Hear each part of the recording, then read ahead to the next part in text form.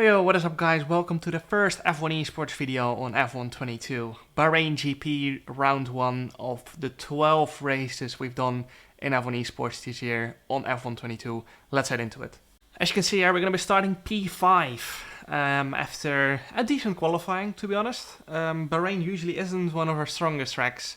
Unfortunately, the qualifying was not recorded. I've got some future episodes coming that will have qualifying recorded.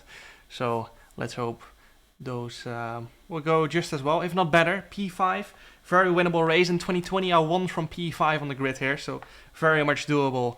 As long as you start top 5 in F1 Esports, I reckon you can always get in for the win. So let's head into it. Round 1, we're starting behind Freddie Rasmussen, Barry Burman, Thomas Ronner and Lucas Blakely. It's going to be 5 red lights and away we go for round 1 of the F1 22 Esports series. Into turn 1, you can see we get a great start compared to Freddie Rasmussen and Thomas Ronner. We're going to go around the outside in turn 1, up to P4 we go. Great exit there as well, and Thomas Ronner gets squeezed a little bit wide on the exit there. So we got a better run into turn 4. Thomas squeezes a little bit, but we've got the momentum down the inside. And now Thomas is trying to get back around the outside. You can see that works very well for him. A little bit of wheel spin out of that corner. Sees us go ahead of him into sector 2.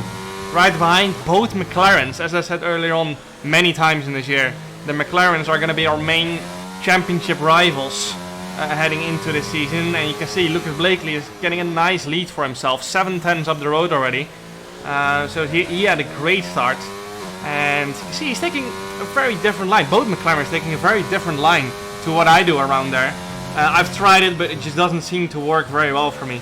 As you can see, Fabrizio Donoso seems to have had an incident and he's down in P20. Not sure if he has wing damage or not. But yeah, his race is going to be very tough from here on. Our teammate Danny Moreno still in P6. But yeah, this has been a great start so far. 2 positions gained, which puts us in the fight for the race win definitely. Depending, of course, how our pace is going to be from here on. Now on to lap 6 we go then. You can't see it from onboard, but Thomas Ronner is very close coming into the main straight. 3/10s behind. We both have DRS of course, and he's gonna go for it here. I was trying to save my ERS for later on in this race, but he decided to go for it here, and we're gonna have to go defensive. You can see Thomas trying to decide which way he wants to go. We cover off the inside, and we manage to stay in P3. We're gonna try and come back of course into turn 4, but it looks like we've got him very much covered. Into turn 4, you can see 2.5 back. I was very much struggling here in the early stages of the race. I was struggling to keep up with both McLarens. You can see we're on 81% ERS. But yeah, I just couldn't really match their pace, I felt like. And I remember saying to my engineer at the time, we're definitely not in for the win here with the pace we have at the moment, because I had to push like crazy to stay within their DRS even. I had to use my battery quite a lot, I had to push really hard on the tires, but they just kept having so much traction out of every corner, which I just couldn't match. I just couldn't get the power down like both of them had, and looked like what Thomas had as well. You can see through that fast right-hander we're having to correct as well, which is crazy, and it shows how much the car was on the edge. And I think whenever we struggle with the setup, we just tend to, or I tend to just put a load of rotation in so that I can at least get performance through mid-corner speed instead of traction. But yeah, I think that that was our main issue going into the first round, struggling under traction, which is very important in F1 Esports of course, and that's also why we were almost 2.5 of the pole lap, if I remember correctly. 2.5 slower than Lucas Blakely.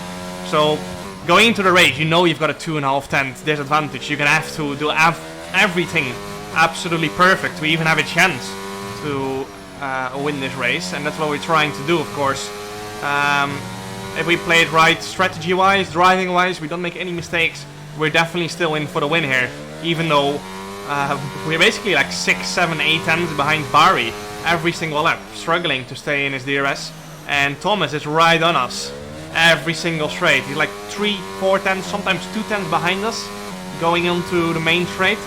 So that's painful, and we have to be careful that we don't lose any track position here, because P3 is a very solid position to be in heading into the pit stop phase, which should open up in around 5-6 laps.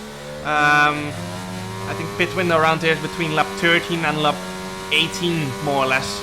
It's pretty wide, as the track is like very soft asphalt, so the tire wear is not crazy high on the F1 game. In real life, I think they quite often go for 2-stoppers, but that's definitely a no-go around here on the F1 game. So for now, we're just going to try and keep the battery high, save our tires. You can see we're trying to go very deep every time in turn 1, because that's the way our setup creates time. It's by carrying a lot of entry and minimum speed, because we don't have the traction to get onto power early anyway. So it's quite the opposite of the McLarens, as they really focus on the exits at every single corner. We just can't seem to be able to do that. So we just have to keep driving our own way and see if we can win that way. Now on to lap 11 we go. You can see on the left hand side the whole field, apart from Danny Bresnay, is covered within 1 second. You can see we go very deep into turn 1. I kept being surprised by how early both McLarens were braking into turn 1, which might give us the opportunity later on in the race to go for a move, but that just shows how much more entry speed we're carrying. I had to avoid Barry there into turn 1. But back to my story, the entire field is basically within the DRS of each other. Piotr has just dropped out of the DRS from Brendan. I think some people are struggling to keep up with the pace of the McLarens. So it's not just us that are struggling to stay within this DRS ring. Yeah, you can see Piotr has just dropped out of the 1 second window, and he's going to be on the threat from Philip surely in the next few laps if he doesn't manage to get back in the DRS, because the DRS is so powerful around here. You got 3 DRS zones, of course, the one we're in right now, then the main straight, and then the one running from turn 3 to turn 4. So if you count that for around 1 to 1.5 tenths, maybe 2 tenths on the main straight and 1 tenth in the other DRS zones, that's 4 tenths per lap. And yet the McLarens are just so fast at this point in the race that they're still pulling away from some people in this ring. So yeah, this shows how crazy fast they are around here, and we just need to pray and hope they are not going to be as fast in future races. On to the start of lap 14 we go. You can see in the bottom left, Sebastian Job and Piotr Stachulak and Shannon Clay have already boxed for, I reckon, a new set of hearts. As you can see, the rest of the grid is basically boxing. Around 7 or 8 people boxed there, I think so. Going on to the mediums, because the mediums can definitely make it from here on. We're going to continue. I want those fresh tires in the end of the race. Not to mention the undercut on this year's game, of course, is not as strong, simply because of the tire warm-up. That's so hard. I think you lose around 2-3 seconds per tire warm-up, especially on the hards. So if you just continue driving on that set of hards, you are basically not going to get undercut people boxing too hard. But of course the mediums warm up a lot faster. Softer compounds tend to warm up more easily, and they've got a lower temperature working range, so they'll be faster up to temperature, and also because the temperature is lower, you'll reach that obviously faster. So yeah, lap 14, a lot of people going for the undercut, and I wouldn't be surprised if one of the McLarens is coming in this lap to try and cover it off, because of course track position is key, but we like to go long and have those fresh tires in the end. And if we want to be fighting for the win, we need to go long anyway, because we don't have the pace at the moment to fight for the win anyway. We haven't even been close to overtaking Barry Borman thus far, who boxes together with Thomas Ronnar and Freddie Rasmussen, and now it's just me and Lucas Blakely out of the front runners staying out on track. But we're still getting DRS. I'm going to be using my battery to try and cover off the people that are boxing. And you can see Thomas Ronnar has come out ahead of Barry Borman on the left. Thomas has come out half a second ahead, and I'm not sure how that happened. But yeah, I think it means something happened to Barry surely. and that is good for us, because that means if we would box this lap, we would come out ahead of Barry Borland and maybe even ahead of Thomas Ronnar. Because of the tire warm-up, that would cost you time, of course, in the first out lap, but after that the mediums will be starting to gain. So we can either choose to cover up the undercuts from those guys behind us, or we're gonna stay out and choose to have fresh tires in the end, because ideal situation, of course, you always want to be doing more laps on the harder compound, technically, unless it's a very, very short race, of course. But in the F1 game, usually you want to do more laps on the hards, and we're about to reach the halfway point, or just over the halfway point in this race. We're right behind Lucas Blakely, and now Lucas Blakely is gonna box, but we are gonna be staying out for another lap. We set, I think, might have actually been the fastest lap of the race there, a 1:30.311, if I remember correctly, because we used that battery, of course. So we might actually be able to, even with continuing another lap, to cover off that undercut from the guys behind. Lucas Blakely, you can see on the left, might actually come out ahead of Thomas Ronnar. I'm not sure. We will see in a second, because I think Lucas is still in the pits. So all we have to do is keep pushing. You can see we've gained 1.2 seconds to Brendan Lee on that last lap, and that shows we have been sending it quite hard on these in laps. But you can see there, Barry Borland had overtaken both Lucas Blakely and Thomas Ronnar, so that shows we might actually be coming out behind a wall train of cars. And now Thomas Ronnar has dropped even further back, so they are battling pretty hard there, and this is perfect for us. This is exactly what we need. We need them to battle, we need them to crash into each other, we need them to run each other off track. And there's definitely a lot of stuff going on there, because Simon Weigang has just jumped ahead of Thomas Ronnar. So that is perfect for us. We're gonna be boxing this lap while all this chaos was going on. We have used our complete battery here, so we will be coming out with not a lot of battery, but as long as we cover off that undercut, that's the most important thing. Into the box we go for 13 laps on a set of mediums. Well, most people boxed end of lap 13 and 14, so it depends how much faster we're gonna be at the end of this race, if they are gonna fall off the cliff or not. Now, pit stop has been made. Brendan Lee, Nicolas Longue, Manuel Biancolila, Philip Reicheneder, Fabrizio Donoso, all continuing for at least another lap. And now it's gonna be interesting to see where they will come out. Coming out on the track, we will have cold tires, of course, coming out, and you can see we coming out in a net P1, almost 2 seconds ahead of the rest of the field. And now the question is, can we stay out of that 1 second window? We don't have a lot of battery to use, of course, and we have to warm up the tires. You can see we're weaving, trying to get the temperature in a little bit faster into turn 4, but the fronts are just not quite gripping up, and you can see Barry is gaining all the time. He's 1.2 behind now, and the question is, can we stay out of that 1 second window? That will basically seal our race win if we do manage to. But now he's just jumped under that 1 second window. We're gonna use our battery to try and somewhat stay out, but you can see it's just too late. The DRS detection was right there, and he was within a second. So all we needed was one more tenth to stay out of the 1 second window. And if we did manage to do that, that would basically would have sealed a race win. Although you can see the fight is not quite over yet, as we were out of that 1 second window once again. We are using our battery to try and stay within, stay out of that 1 second window. But going into the final corner, this was our last opportunity, and our tires were just not warm enough. It basically takes a complete out lap for them to warm up, so we just didn't have the grip. But all we have to do now is save the battery back up for the last 3 laps, because we are gonna have a lot more tires left by the end of the race to fight with. And even though it seems like we have a bit of a pace disadvantage in this first round of the race, around 2 tenths, it looks like we can fight right now, because we have chosen the right strategy. We stayed out of the trouble, staying out of the extra lap. You can see Thomas Ronnar has had to go into the pits again, and is basically out of the race by now.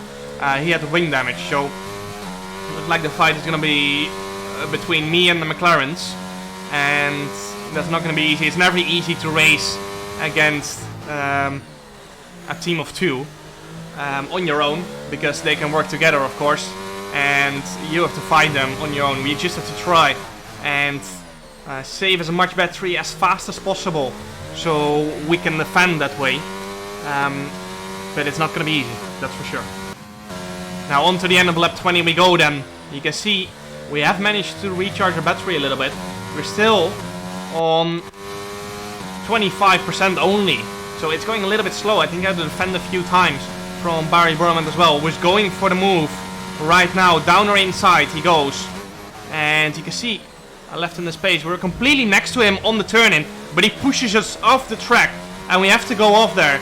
And I think I got an illegal overtake, so I had to give that back. And that's why I had to lift. And now Lucas Blakely has gone past us as well.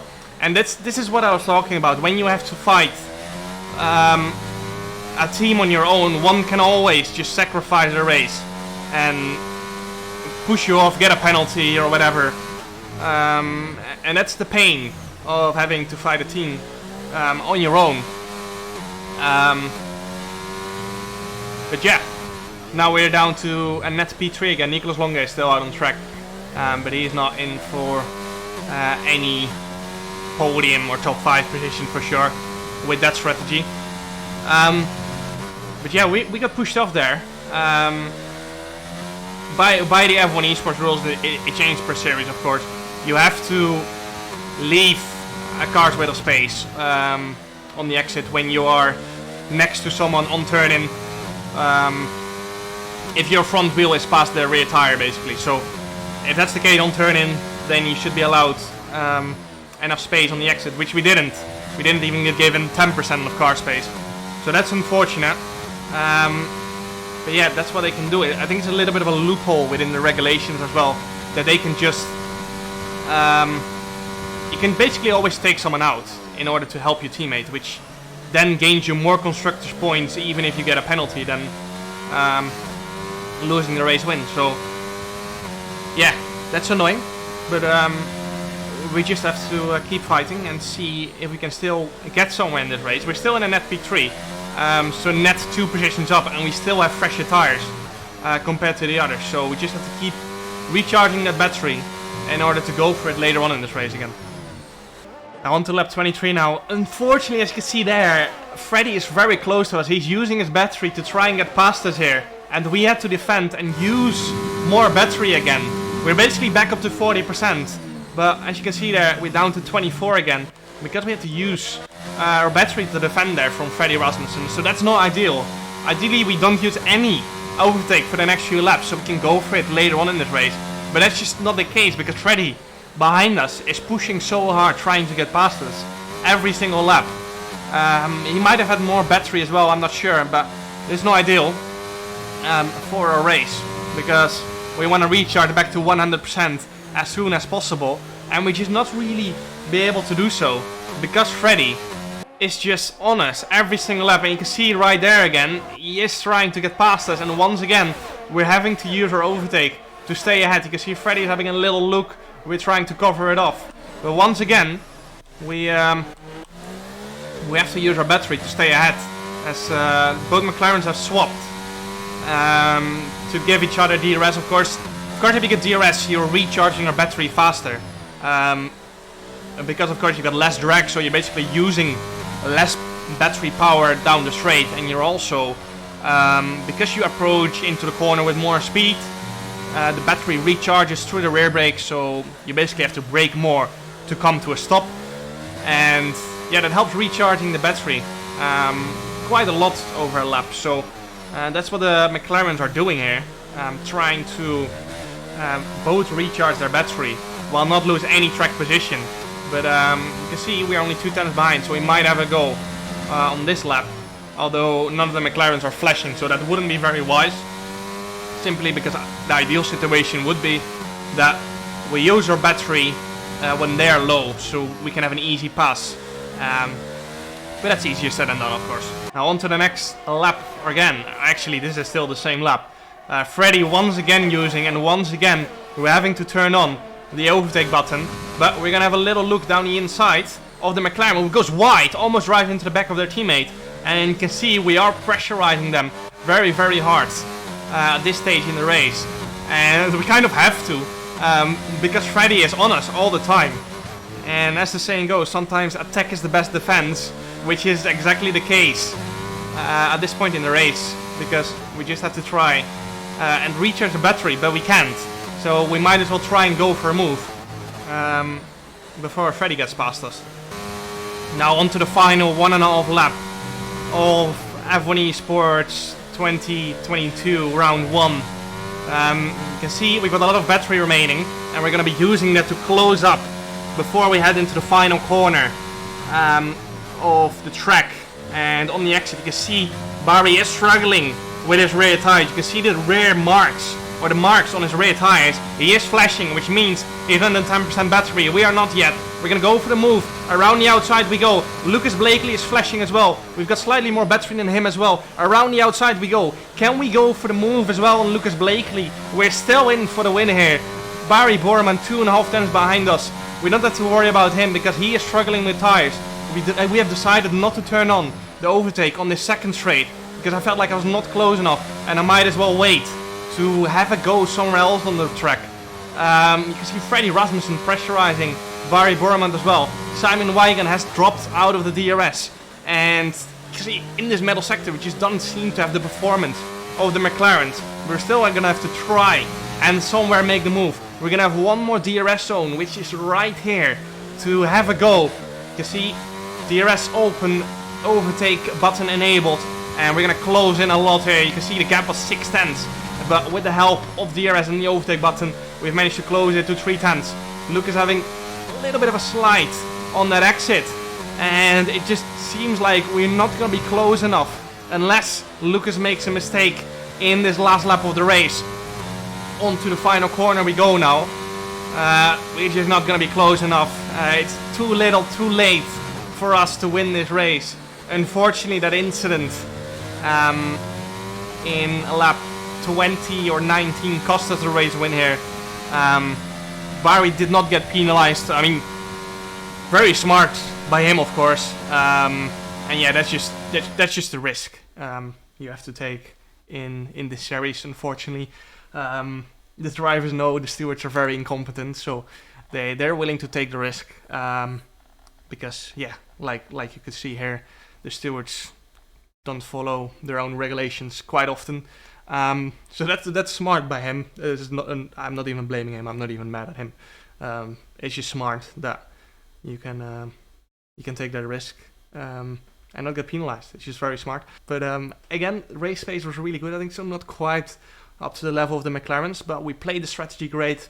I think we made the most out of it with the cards we got dealt, and hope you guys enjoyed anyway. Make sure to like and subscribe for more F1 Esports content, which I hope you guys are going to enjoy over the next few days, because a lot of F1 Esports content is coming. Some are going to be in this replay kind of situation, others are recorded correctly. So we're gonna have to wait and see, but hope you guys enjoyed. Make sure to like, subscribe, and see you guys next time. Ciao.